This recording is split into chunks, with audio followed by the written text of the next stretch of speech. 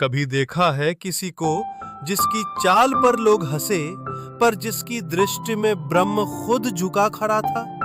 वो शरीर से टूटा था, पर भीतर से वो पूर्ण था, जैसे शून्य के भीतर अनंत समाया हो। सभा में जब वो टेढ़े तन से चला, लोग बोले, कौन है ये विकृत बालक? पर समय बोला, यही तो है वो जो सत्य को स्पर्श करता है बिना शरीर की चाहत के।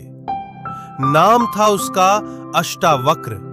जिस तन को लोग बोझ समझ बैठे, उसी तन में वेदों की सबसे ऊंची ध्वनि गूंजती थी। उसने जीवन का पहला शब्द गर्भ में ही बोला था, ये मंत्र गलत है पिता।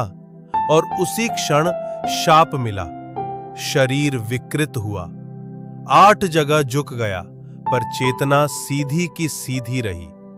लोग कहते हैं वो शापित था, पर जो जन्म से ही सत्य को पहचान ले, उसे शापित नहीं कहते, उसे ब्रह्म स्पर्शी कहते हैं। एक दिन सब पूछते रहे, आत्मा कहां है? और अष्टावक्र मुस्कुराया, यथा दीपो निवातस्थो नेंगते सोपमा स्मृता, योगिनो यत चित्तस्य युंजतो योगमात्मनः। जिस तरह बिना हवा के दीपक स्थिर रहता है, वैसे ही एक योगी की चेतना स्थिर आत्मा से जुड़ी रहती है। उसने अपने भीतर झांका और जाना, मैं शरीर नहीं हूं, मैं आत्मा भी नहीं हूं, मैं तो वही हूं जो जान रहा है ये सब।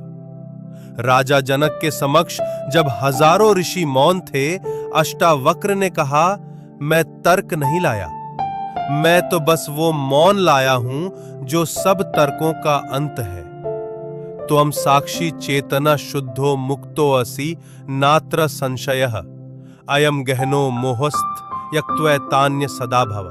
तू साक्षी है, शुद्ध चेतना है, मुक्त है, पर ये मोह तुझे बांधता है।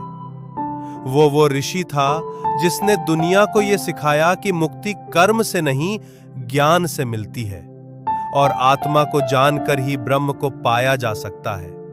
अष्टावक्र ने जो ज्ञान दिया, वो किसी देवी या देवता पर आधारित नहीं था, बल्कि शुद्ध आत्मा और साक्षी भाव पर था। उन्होंने मैं कौन हूं का उत्तर वेदों से नहीं, अनुभव से दिया। उनकी गीता में ना अर्जुन है, ना युद्ध, सिर्फ मौन और आत्मा की गूंज है। बिना किसी मठ, मंदिर या मूर्ति के अष्टावक्र वो थे जो सीधा आत्मा से बात करते थे।